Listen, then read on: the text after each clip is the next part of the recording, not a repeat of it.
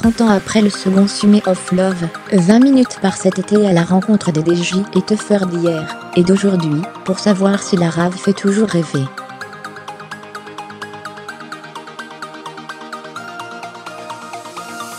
Une série d'articles à suivre chaque semaine sur 20 minutes. Dans ce 4e épisode, on observe à quoi ressemble une free party 20 ans après l'explosion des fêtes clandestines en France.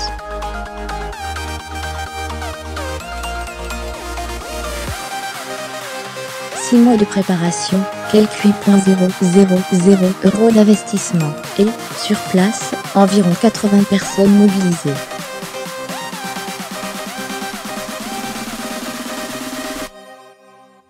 Une free party, c'est beaucoup d'investissement personnel, et de la passion, résume Paul Poix, membre du collectif MZK, qui a fêté ses 20 ans avec le sound system Technosif, tandis que les 100 noms célébraient leurs 15 ans lors la Freak Show Party du 13 au 15 juillet dernier.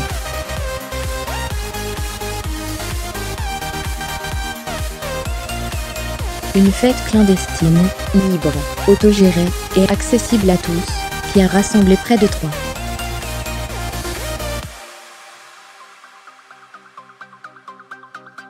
500 personnes dans le sud-ouest de la France, une free party posée au pied d'une éolienne, comme un symbole d'un mouvement qui a su renouveler son énergie.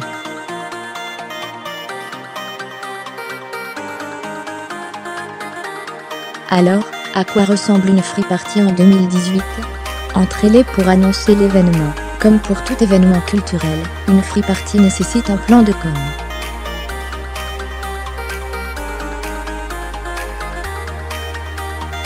Avant la démocratisation d'Internet, les teufeurs s'informaient grâce aux bouche à oreille et aux flyers récupérés dans des lieux privilégiés, à l'instar des disquaires.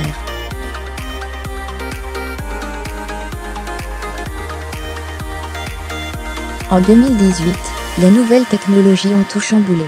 Entrez-les a été réalisé et partagé sur les réseaux sociaux.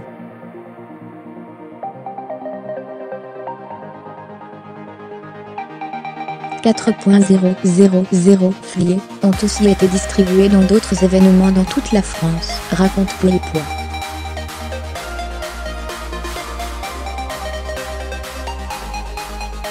Les collectifs ont communiqué sur la Freak Show Party sur leur page Facebook.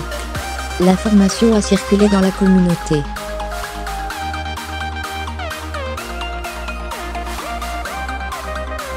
Aujourd'hui, tout passe par les réseaux sociaux, estime un teufeur, étudiant à Montpellier.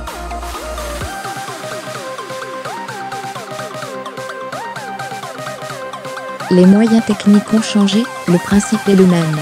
Tout passe par le réseau, c'est la même mécanique depuis 25 ans, considère Paul Poix.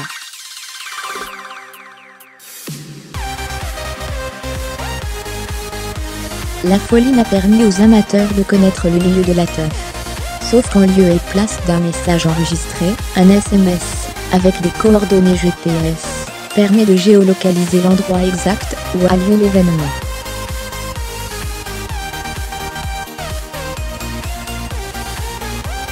Les réseaux sociaux permettent aussi à chacun de récupérer des objets perdus après la soirée.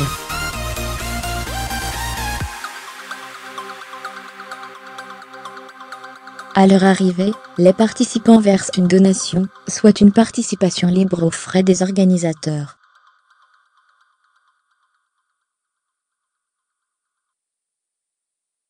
La base idéologique de ces rassemblements est le refus des valeurs mercantiles. On met un peu de notre poche, on n'a pas obtenu les recettes escomptées, le second site n'était pas aussi bien disposé que le premier, confie Paul Poix.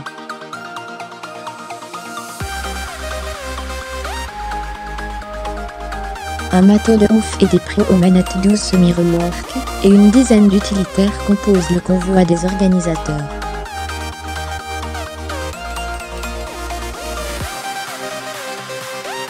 Après que les forces de l'ordre ont empêché l'installation de la Freak Show Party sur le site initialement repéré par les organisateurs, les équipes arrivent le 13 juillet vers 21 h sur un second spot, dans la montagne noire, loin de toute habitation, pour ne pas gêner le voisinage, précise Paul Poix.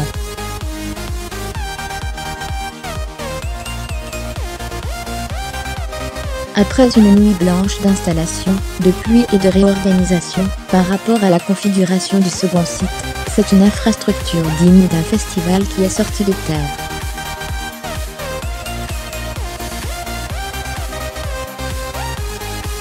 Des génératrices ont été mises en place pour alimenter les 3 scènes qui vont accueillir les danseurs. La grande scène avec tout un dispositif son et lumière, un chapiteau et un espace chioute, détente, avec une scène plus intime.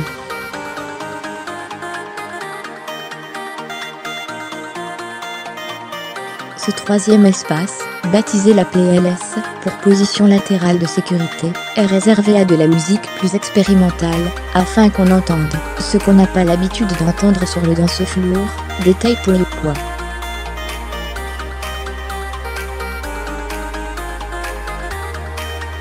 L'installation a été assurée par des professionnels. Aux manettes de chaque équipe, il y a un intermittent.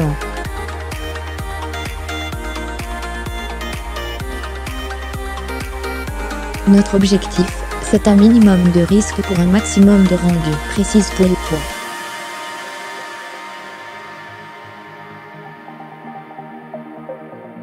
Côté son, plus de 30 DJ vont se succéder aux platines, tandis que 2 vidéomappeurs assurent l'animation visuelle avec des ligues, 2 vidéoprojecteurs et des lasers.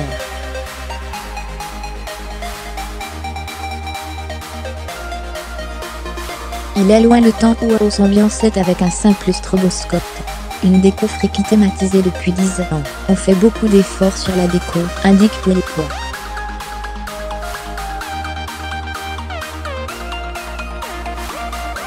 Une équipe de 4 personnes à gérer, en amont, la déco.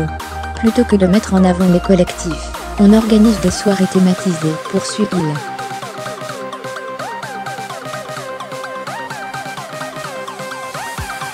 Pour coller au thème Freak Show, la régie a pris l'allure d'une cage au lion. Le bar de la grande scène est une roulotte, et la cabine du DJ fait office de saloon.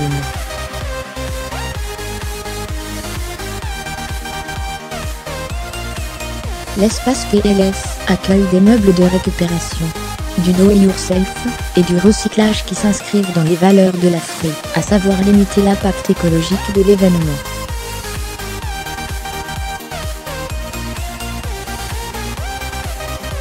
Sous le chapiteau, sont disséminées des œuvres de street art.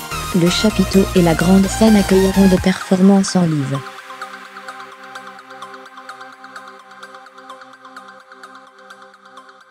L'idée est d'offrir un show complet et pluridisciplinaire, comme en poids. L'esthétique des free parties se retrouve désormais dans les lieux hip de la scène légale parisienne, de la recyclerie au gros contrôle en passant par l'aérosol.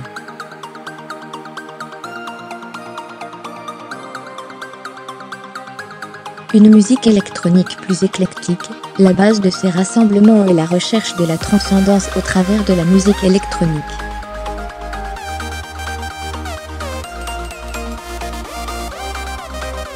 La musique électronique est plus mûre, résumait le DJ Jérôme Pacman dans nos colonnes.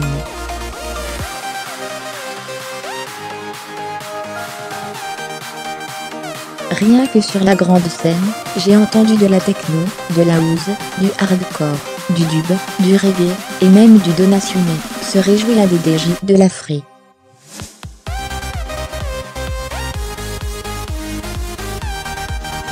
Dans la zone PLS, au petit matin du 14 juillet, les teufeurs dansent sur un mix électro-swing, avec des samples de la fouille d'Edith Piaf.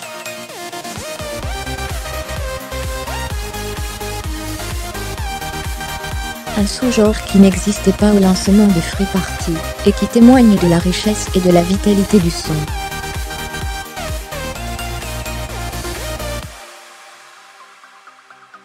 Une bouffe plus variée comme dans un festoche, plusieurs stands de bouffe permettaient aux teufeurs de se rassasier.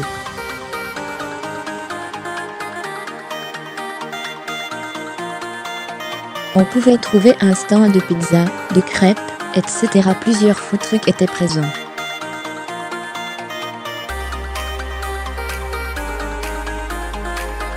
Cet aspect a été externalisé. L'organisation ne s'est pris aucun pourcentage sur la nourriture, on a juste demandé que les artistes et les membres de l'organisation puissent se restaurer.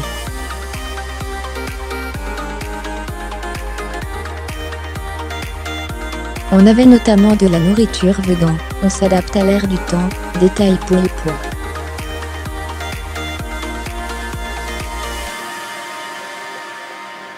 L'organisation disposait de 3 camions-citernes, soit 3,000 litres d'eau potable, qui circulaient sur tout le site.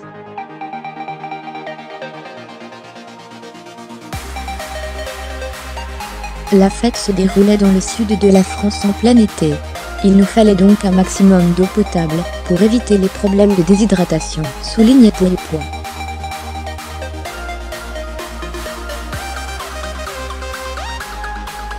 Ça et là, aussi, des stands de bijoux et de vêtements, sélectionnés par les organisateurs.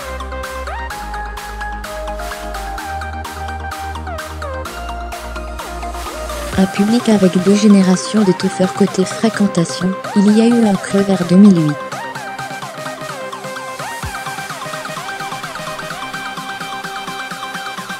Mais aujourd'hui, toute une nouvelle génération découvre les free parties, se réjouit Seb de MZK.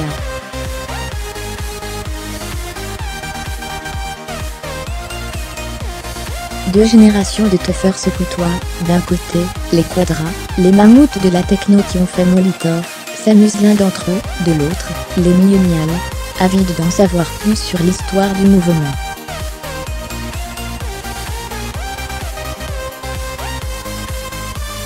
À la différence des boîtes de nuit, où jeunes et vieux ne communiquent pas, ici, on partage sa vision et ses expériences, et on danse tous ensemble.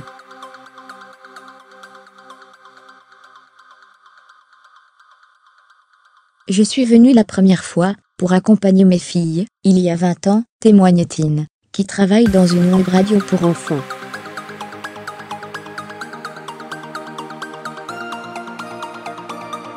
J'avais un peu peur des free parties, avec tout ce qu'on entendait dans les médias.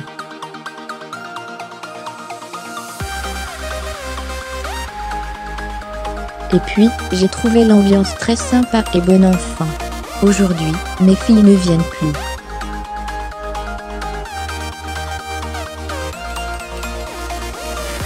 J'y retourne avec plaisir.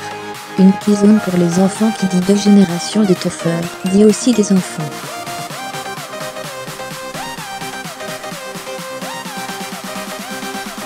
Adeline, 40 ans, mère de 3 enfants âgés de 10, 11 et 12 ans, gère et anime depuis maintenant 10 ans, la Keyzone du collectif Technosif.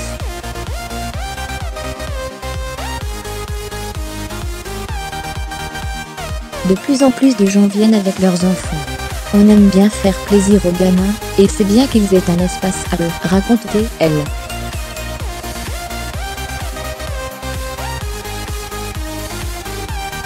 Elle a mis en place un château gonflable, dans lequel les enfants viennent s'amuser.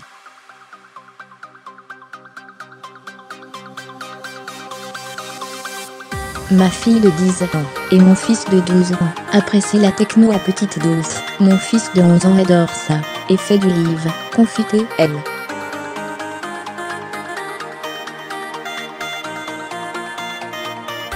Par contre, attention, ils ont des casques anti-bruit, ou des boules qui prévient-elle.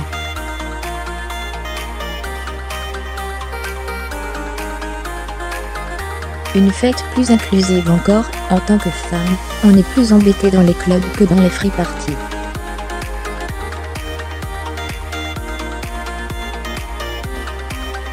Je n'ai jamais eu de problème en free, tout le monde se connaît. Ce qui est chouette, c'est que depuis quelques années, on voit de plus en plus de femmes au volant des camions et aux platines, se réjouit Julie, une routière, venue déguisée en fée clochette.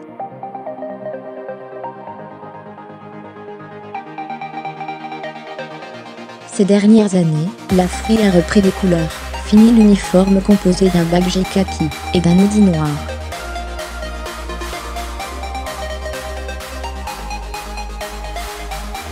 L'esprit d'origine des raves a fait son retour, de nombreuses personnes viennent déguisées, ou se munissent d'un accessoire rigolo, comme des lunettes à spirale.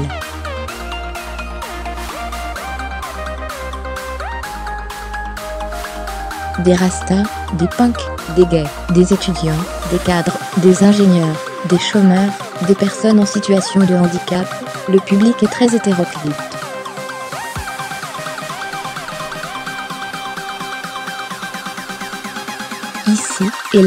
On entend même parler espagnol, italien ou néerlandais. Un dealer grimé en Gandalf. Les drogues hashish, MDMA et LSD, principalement sont présentes dans les free parties.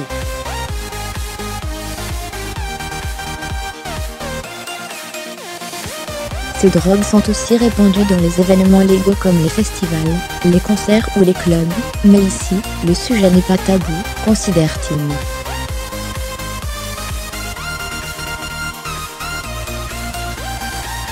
Un dealer, installé dans un camion sur le parking, aide les nouveaux arrivants à la fête, comme sur un marché.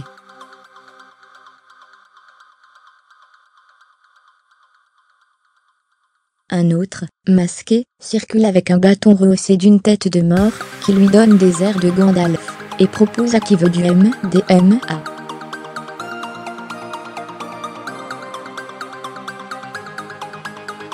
C'est cohérent avec l'esprit libertaire, et à l'autoresponsabilisation inhérent au free party.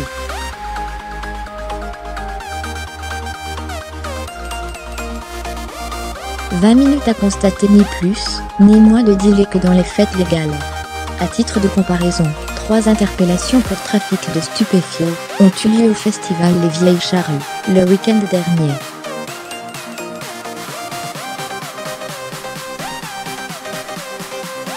On a eu de la chance de ne pas avoir de mauvaises drogues qui circulent, et il n'y a pas eu d'excès non plus, comme pour les poids.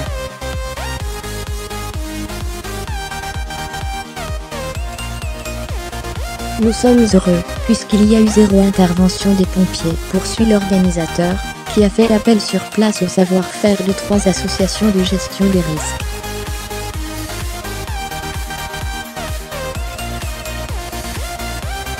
Aucun blessé, aucune violence, aucun vol, ni pelotage de fesses n'ont été rapportés aux organes de notre free party, souligne l'un d'eux.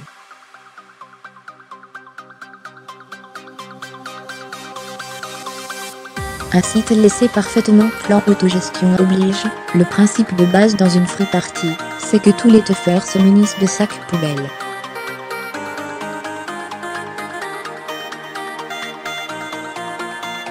On essaye de limiter au maximum l'impact écologique. Le ménage a été terminé mardi, il ne reste pas un mégot sur le site, se félicite Paul Poix, qui a fourni à la demande de 20 minutes, ces quelques photos du site après la fête.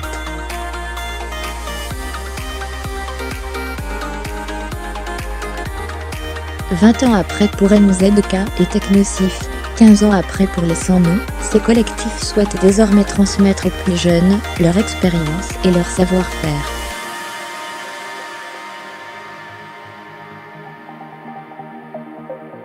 Il y a beaucoup de jeunes collectifs. L'idée est de mêler les vieux aux jeunes, parce qu'on peut apprendre les uns des autres et se soutenir.